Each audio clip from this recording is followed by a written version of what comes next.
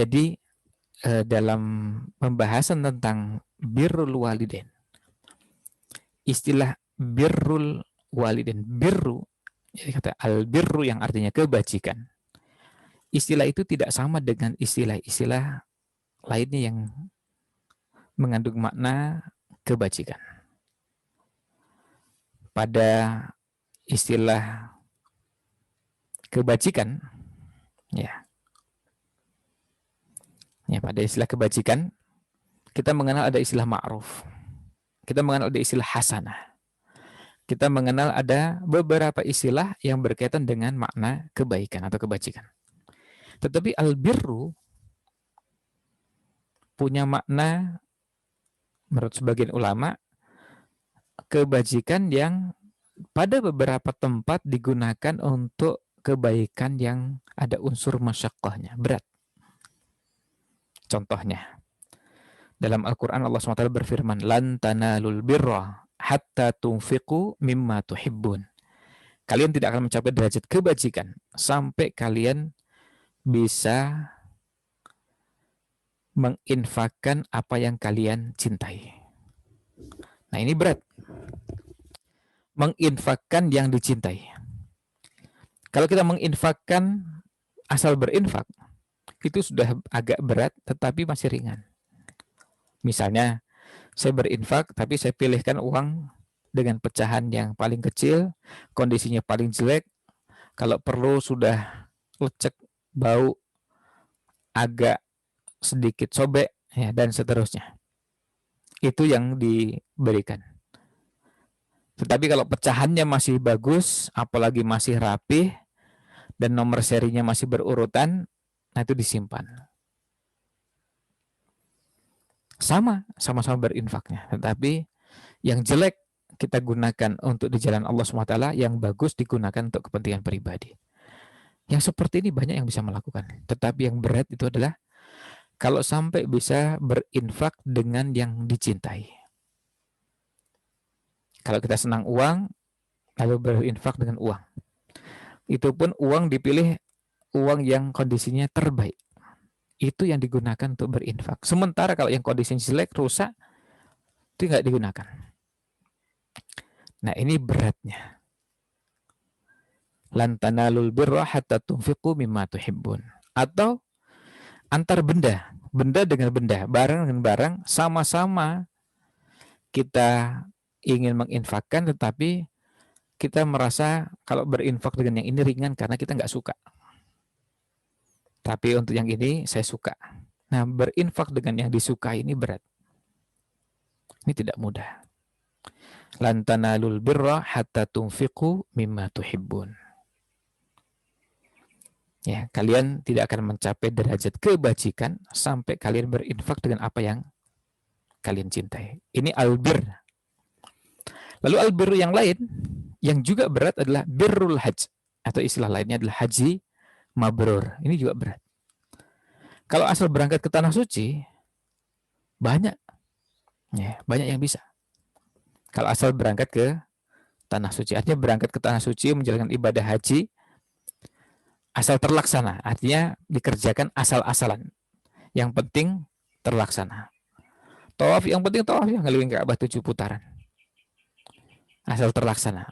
Kalau yang seperti itu, berbeda dengan orang yang betul-betul menjalankan haji, dengan sekaligus juga berusaha untuk mengoptimalkan keberadaan selama di tanah suci, menjaga kebersihan hati, menjaga lisan, dan seterusnya. Saya pernah merasakan ketika mendampingi salah seorang menteri berangkat haji ke tanah suci. Ketika itu teman-teman sekamarnya, karena alhamdulillah hubungan antar kita sangat akrab, dan saya tentu tidak menyebut nama. Nah, karena sudah akrab, biasa satu dengan yang lainnya saling mengingatkan, saling menasihati. Nah, tapi ada yang menarik. Pada saat perjalanan ibadah haji saat itu, sudah sempat diingatkan oleh istrinya, tapi tidak berubah, dan yang lain juga sudah mengingatkan. Tapi tetap, dan Allah berikan balasan dengan balasan yang setimpal. Ketika itu kejadiannya adalah melihat ada orang sakit perut. Ya, sakit perut di dalam Masjidil Haram. Orang sakit perut, ya kita semua tahu orang sakit perut itu ada kondisi orang sangat sulit sekali menahan. Berat sekali dan sakit sekali. Ya kita jangan membayangkan sakit perut yang ringan. Dan kondisi orang bisa beda-beda. Ada kondisi yang betul-betul sangat mendesak dan sudah nggak tahan. Sakit sekali. Kalau ditahan, apalagi pada usia tertentu. Ya kalau kita bicara jemaah haji kan rata-rata usianya bukan usia anak-anak, bukan usia remaja. Tapi kebanyakan usia orang dewasa, bahkan banyak yang sudah di atas 50, bahkan sampai di atas 60 tahun. Ada yang sakit perut. Kemudian ketika sakit perut seperti itu, dia berusaha untuk keluar dari masjid dan segera ke toilet. Tapi qadarullah, sebelum sampai keluar, maaf, sudah nggak bisa nahan. Akhirnya mengeluarkan kotoran di celananya. Melihat kejadian itu, ini contoh, kita bicara tentang haji yang mabrur tadi. Ada sama-sama berangkat haji, melihat kejadian itu, kita bisa lihat, ini haji yang mabrur atau bukan. Dengan melihat bagaimana sikap kita melihat kejadian itu. Kita semua tahu bahwa kejadian itu kejadian orang sakit. Kalau orang sakit, kita sangat memaklumi dan justru kita kasihan. Tapi berbeda dengan ketika melihat itu, malah justru apa? Ditertawakan. Tentu bagi kita yang punya hati nurani, kita akan mengatakan ini tidak layak untuk jadi bahan tertawaan. Sebab kalau kita juga merasakan pada kondisi yang sama, mungkin kita juga akan mengalami dan melakukan hal yang sama. Dan kita pasti sangat tidak nyaman kalau ditertawakan. Itu sudah pasti. Kita berat. Ya, berat untuk menahan kondisi seperti itu. Dan lebih berat lagi juga sudah dalam kondisi seperti itu ditertawakan. Ini bukan perbuatan yang disengaja, bukan. Orang betul-betul dalam kondisi darurat. Udah gak tahan, ingin nahan. Tapi sakit. Dan sudah gak tahan. Kita nggak bicara tentang sebaiknya begini, dan kita nggak berandai-andai. Ini bicara kejadian yang betul-betul dialami seseorang. Nah, setelah kejadian itu, apa yang terjadi? Sudah diingatkan. Nah, istrinya mengingatkan. Wes Pak, wes. Sudah Pak. Sudah Pak. Artinya sudah nggak usah ditertawakan. Nah, sudah. Setelah itu pulang. Sampai di hotel, sampai di penginapan, ketemu dengan teman-teman sekamar, cerita. Nah, ceritanya itu karena pinter, ya ceritanya ditambah bumbu-bumbu. Ya namanya orang cerita kan bumbunya bisa, ya namanya bumbu itu bisa banyak, bisa proporsional, bisa menggambarkan sebagaimana kondisi adanya, tetapi ada yang ditambah-tambahi dengan dilengkapi komentar-komentar dan seterusnya. Nah, istrinya sudah mengingatkan, Pak, jangan diteruskan. Dan ini bukan bahan untuk jadi bahan tertawaan, bukan. Nah, apa yang terjadi? Satu hari, saya lupa waktu itu, satu hari kemudian setelah kejadian itu, yang terjadi adalah yang bersangkutan mengalami peristiwa sama persis seperti yang dialami oleh orang yang ditertawakan. Sama juga sakit perut, kemudian sampai akhirnya mengeluarkan kotoran. Dan mengeluarkan kotorannya di celananya. Tentu kita semua tidak menghendaki kejadian tersebut. Dan kalau kita juga melihat kejadian yang kedua, tetap kita juga tidak boleh menertawakan. Tetapi peristiwa ini harus jadi pelajaran. Harus jadi pelajaran bagi kita. Nah, dalam bahas tentang haji, ya, birrul haji atau haji mabrur, nah kita bisa mendapatkan pelajaran sangat berharga bahwa orang pergi haji itu bermacam-macam. Ada yang kuat, bisa menahan lisannya, menahan pandangannya. Karena orang pergi berhaji bukan berarti yang penting sudah tawaf, sa'i, tahallul, pergi ke Arafah, Mina, Musdalifah, selesai. Bukan cukup hanya itu, tapi juga orang pergi haji, bagaimana aktivitas ibadah yang lain juga tetap dilaksanakan dan maksiat-maksiat yang ada ditinggalkan. Kan bukan berarti kalau pergi haji boleh kita berbuat maksiat dengan mata kita, dengan telinga kita, dengan mulut kita, enggak. Bahkan banyak kejadian Allah memberikan balasan yang setimpal dan balasan itu diberikan segera. Makanya orang pergi haji itu salah satu nasihatnya kadang-kadang adalah menjaga hati. Nah, apa yang terjadi? Nah, yang terjadi adalah ketika itu. Setelah itu terjadi, diberikan ujian yang sama dan kemudian diingatkan, hati-hati. Nah, itu contoh yang namanya birrul haji atau haji mabrur. Upaya untuk meraih haji mabrur itu bukan sekedar yang penting saya sudah tawaf, saya sudah tahallul, saya sudah ke Arafah, bukan. Tidak cukup hanya sekedar yang penting saya sudah mengerjakan, tapi ayo kita jaga. Nah, itu haji mabrur. Di situ beratnya. Beratnya haji mabrur di situ. Meskipun durasinya sebentar. Durasi perjalanan ibadah haji itu kalau jamaah haji reguler kira-kira sekitar 40 hari. Dari sejak keberangkatan sampai kepulangan.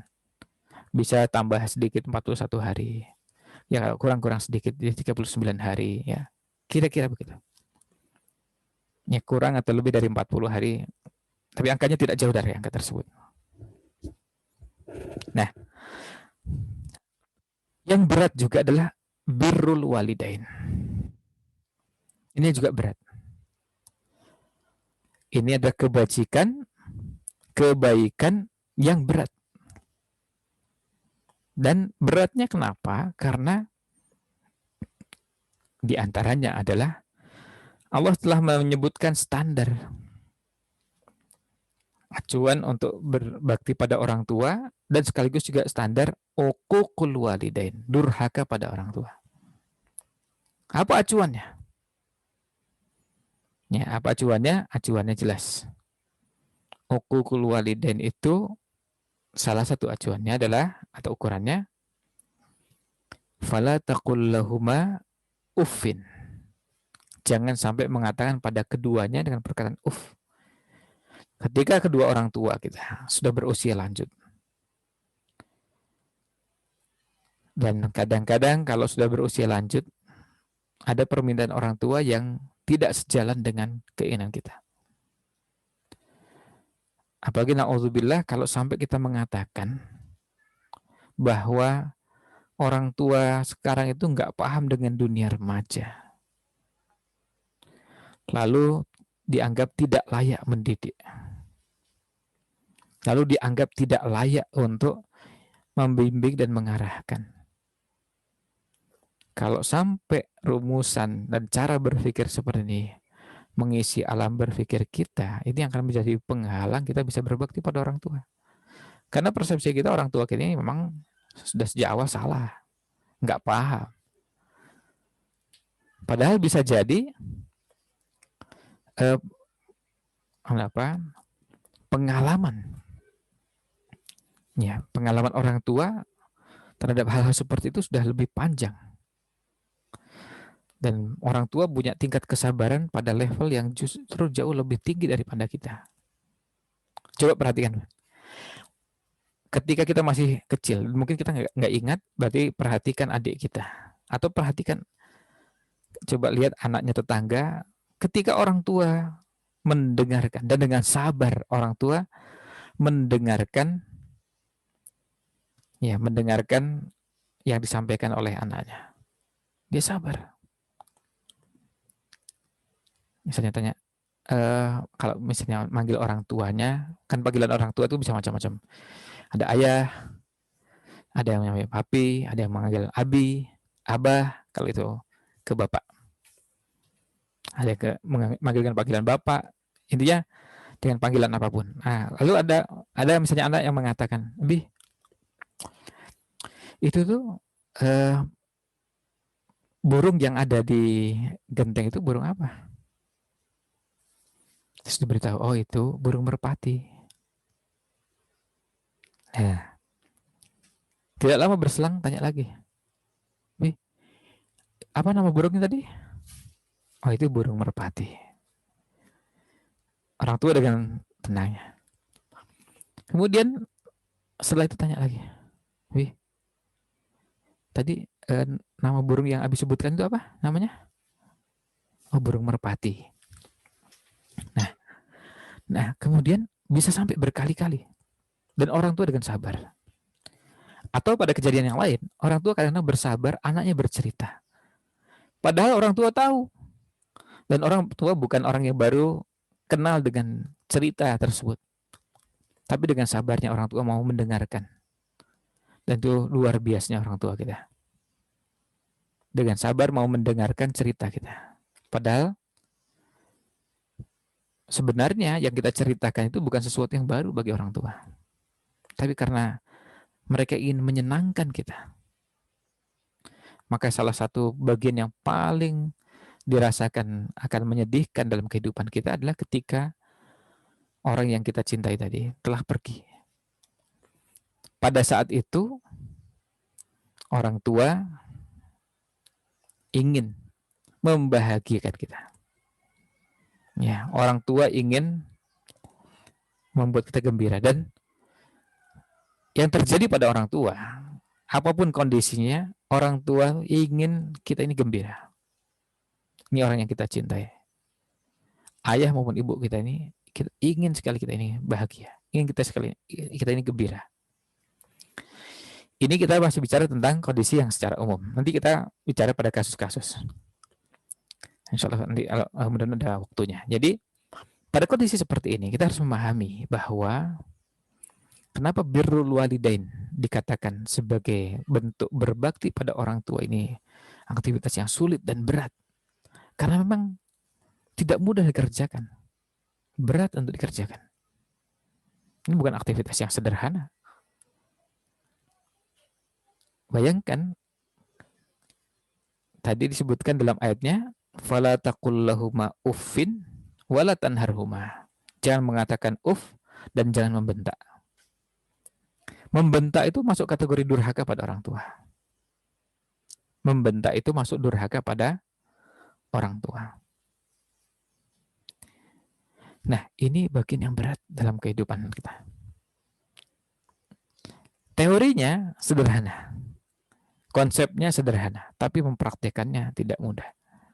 Nah, disinilah kita bisa pahami bahwa birrul walidain ini salah satunya kenapa diistilahkan sebagai kebajikan yang berat seperti albir dalam infak dan albir dalam haji, karena beratnya.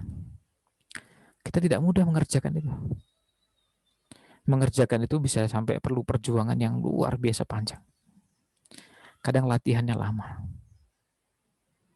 Masalahnya kita ini nggak punya sekolah, nggak punya kampus, nggak punya madrasah, nggak punya jamiah, nggak ada universitas atau sekolah lembaga pendidikan yang khusus mengajarkan kepada kita untuk menjadi anak yang berbakti pada orang tua. Nggak mudah. Kalau seandainya ada sekolahnya khusus seperti itu, atau kursus misalnya, itu tentu latihannya tidak mudah itu. Perlu latihan yang luar biasa, ekstra. Misalnya, latihan mengatur lisan kita ini. Berapa banyak di antara kita ini sudah pernah sekolah, kuliah, tapi lisannya nggak pernah sekolah. Lisannya, mulutnya ini belum pernah disekolahkan. Maka harus disekolahkan. Itu bisa terlihat dari mana? Dari kalau sudah marah, ngamuk, tidak terkendali. Orang sampai kaget. Padahal kelihatannya tenang ya beliau ini.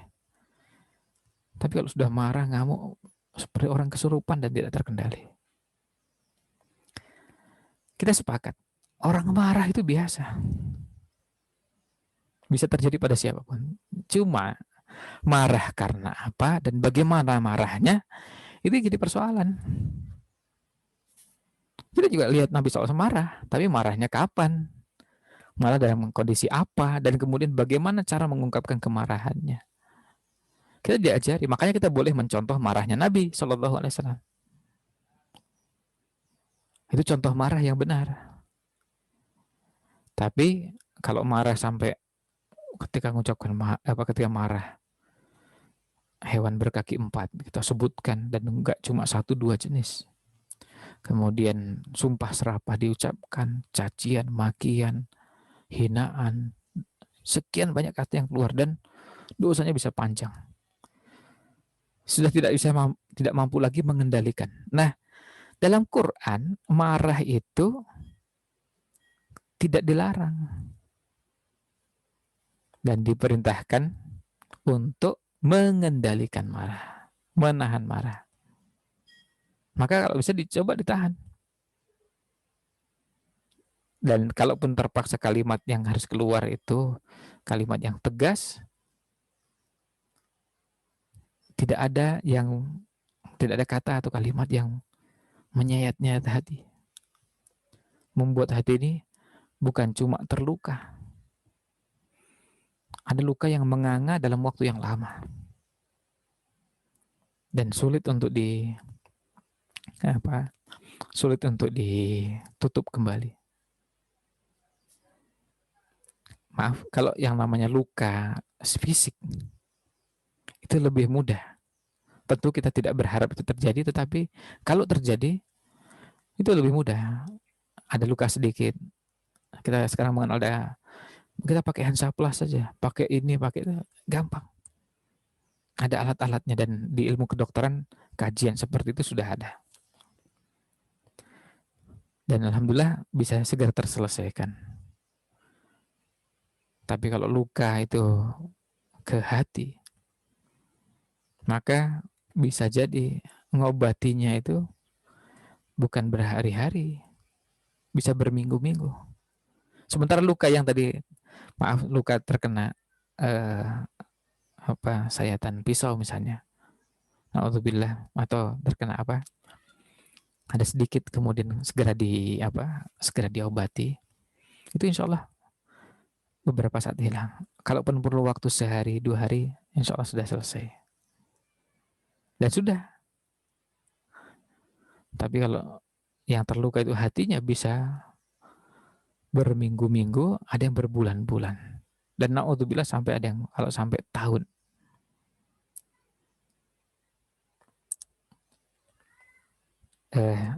Saya pernah mendapati seorang kiai di sebuah pesantren. Beliau marah sekali pada santrinya. Tapi apa yang terjadi? Beliau cuma mengucapkan kalimat singkat. Beliau cuma marah dan mengatakan, kamu ini diajak jadi baik kok nggak mau. Hanya cuma itu. Diajak jadi orang baik kok nggak mau. Terus lalu udah sana pulang. Ya. Akhirnya dipulangkan. Pelanggarannya berat, tapi nggak ada cacian, makian, lalu kemudian nggak ada nama binatang yang keluar, nggak ada sumpah serapah yang keluar dari kendali. Nah, ini menunjukkan bagaimana pengendalian diri yang luar biasa. Dan kita akan sangat bergembira kalau kita punya teman, bagi teman dekat, termasuk kalau kita nanti punya pendamping hidup, suami maupun istri, orang-orang yang punya kelembutan hati. Kita akan merasakan kebahagiaan yang luar biasa. Kita nanti akan merasakan ternyata cuma ganteng, cantik itu banyak sekali yang tidak menggembirakan setelah kita kenal dekat. Makanya kita lihat orang-orang yang semakin matang, semakin dewasa, dia melihat orang itu tidak cukup dengan penampilan, tapi kebersihan hati, berusaha untuk menjaga lisan. Kebersihan hati itu artinya tidak punya kebencian, tidak punya dendam, tidak punya sikap-sikap yang keluar dari batas-batas dan rambu-rambu agama. Nah, ini yang sebenarnya kita harapkan. Dan secara khusus untuk birrul walidain ini, kita merasakan ini bagian yang kita perlu banyak belajar. Salah satu caranya, cara belajarnya setelah kita belajar materinya, membaca buku-buku terkait, membaca kisah-kisah yang memotivasi kita, terus kemudian juga membaca kisah-kisah inspirasi, dan yang paling penting adalah dipraktekkan. Dipraktekkan. Apa yang bisa dipraktekkan? Praktekkan. Sekarang. Salah satu bentuk prakteknya apa?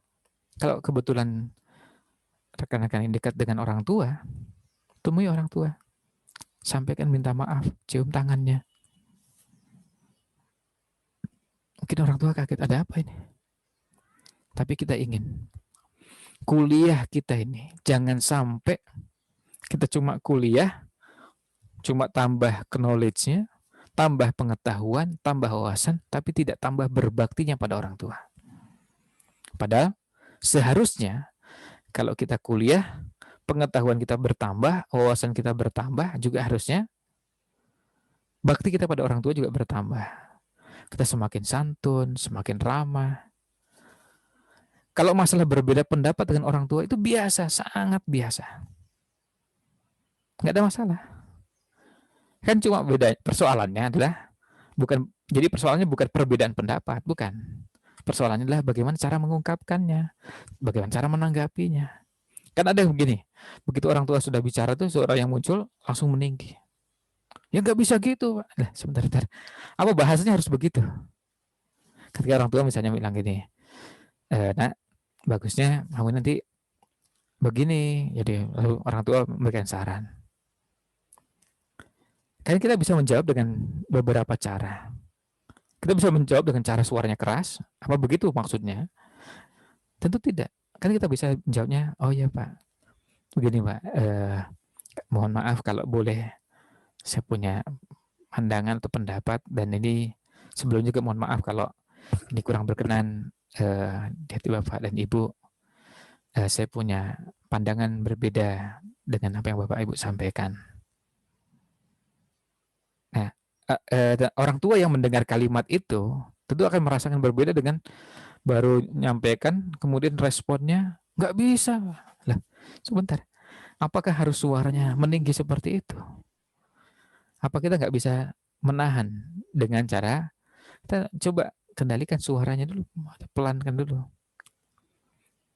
Kan ini cuma berbeda pandangan.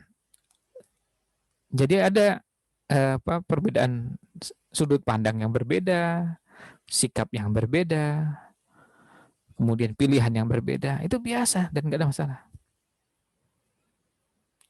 Nggak ada masalah, dan itu satu hal yang lumrah. Nah, termasuk juga kadang ketika orang tua meminta sesuatu dari kita dan kita merasa tidak nyaman dengan permintaannya. Nah, lalu gimana sikap kita? Ini kan persoalannya bukan persoalan permintaannya, tapi permintaan pada waktu yang tidak tepat menurut kita, lalu mempertemukannya bagaimana. Nah, orang yang beranjak meningkat sampai pada tingkat kedewasaan dan kematangan, dia berusaha untuk menyelesaikan masalah itu tanpa memperkeruh suasana. Saya berbeda pandangan, tapi gimana caranya? Ya sudah, nanti kita coba atur. Menurut saya begini. Nah, itu yang coba dilakukan. Karena sekali lagi itu hal itu biasa dan sangat biasa. Artinya kita harus memahami bahwa itu sangat biasa kita berbeda pandangan. Tapi kan bukan berarti berbeda pandangan kita bertengkar, berkelahi, dan suasananya seperti ngajak gelut. Ya, ini orang tua kita ini. Dan apalagi masih dalam batas-batas yang wajar. Nah, ini berkaitan dengan berbakti. Jadi latihan nih. Pada saat kita marah, sebentar tahan. Coba kita kemudian palingkan wajah kita ke arah yang lain. Kalau kita memang belum siap untuk menghadapkan wajah kita kepada orang tua, entah dengan cara menunduk atau dengan cara yang lain, supaya jangan sampai terlihat wajah kita dengan wajah yang tidak menyenangkan di hadapan orang tua. Nah, belajar begini waktunya bisa panjang sekali. Ada yang waktunya panjang. Ada seorang anak ya sebenarnya lebih pasnya sudah melewati usia remaja ya, sudah menginjak usia dewasa. Waktu itu bisa sampai terpaksa harus mengurangi aktivitas bermain dengan teman-teman. Pekerjaan juga harus dibagi karena harus berbakti pada orang tua yang bapak ibunya lumpuh. Apa yang terjadi? Beliau sampai bercerita, saya ini terpaksa harus belajar mencintai dan menyukai makanan yang disukai oleh orang tua. Lihat, saking kepinginnya berbakti pada orang tua. Belajar mencintai makanan yang disukai oleh orang tua. Padahal beliau bilang, saya ini nggak suka makanan itu, tapi saya ingin berbakti. Sebab kalau orang tua melihat saya juga senang, beliau juga senang. Sekarang misalnya gini, kita disuguhi makanan. Makanan orang tua kita mungkin dianggap kuno menurut kita. Sebagian orang tua kita makanannya makanan ya bisa dibilang makanan kampung. Ada kalau lauk ya gudeg, kemudian ada cemplon, ada makanan-makanan makanan-makanan kampung yang biasa kita kenal. Kacang rebus, tempe, terus ini itu. Jadi banyak hal yang beda sekali dengan dunia sebagian generasi milenial sekarang. Nah, gimana caranya kita juga tetap mencintai makanan tersebut? Orang tua tentu akan senang ketika kita disuguhi makanan itu, lalu kita menikmati dan makan itu dengan lahap dan kita menampakkan kesukaan pada makanan tersebut. Orang tua senang. Sebaliknya, ketika orang tua menyuguhkan makanan dan nampak terlihat raut wajah kita nggak suka, tentu ada menyimpan sesuatu. Nah, belajar seperti ini prosesnya panjang dan bisa sangat panjang. Nah, itulah salah satu rahasia birrul walidain. Berbakti pada orang tua itu berat. Tapi kita yakin balasannya surga itu memang karena pantas. Karena pantas balasannya surga kalau beratnya seperti ini. Ya, latihannya panjang. Latihan menahan. Sekarang misalnya gini, kita latihan menahan suara. Jangan sampai mengeraskan suara. Dan kita coba latih. Berapa lama? Mungkin ya ada di antara kita yang menahannya perlu latihannya 5 bulan, 6 bulan. Bisa jadi 1 semester. Ada yang latihan untuk tidak mengucapkan kata-kata yang diharamkan. Berapa lamanya? Mungkin 2 semester. Itu kalau kita mau kalkulasi dengan jumlah ya, atau durasi waktunya. Tapi kalau kita bisa lulus ujian ini, apalagi nanti mendapatkan restu dari orang tua, banyak kemudahan yang Allah berikan. Dan yang terakhir di poin ini, kalau kita sudah bisa berbakti pada orang tua, kemudian mendapatkan restu dari orang tua, kalau yang namanya kebahagiaan, alhamdulillah, itu menjadi kenikmatan yang ya sulit untuk digambarkan, dan banyak kenikmatan, kemudahan Allah berikan kepada kita dengan cara yang tidak kita duga. Tentu kalau mau cerita banyak yang bisa diceritakan, tapi waktu yang terbatas. Mudah-mudahan semua ini bisa menjadi inspirasi bagi kita bagaimana berbakti pada orang tua.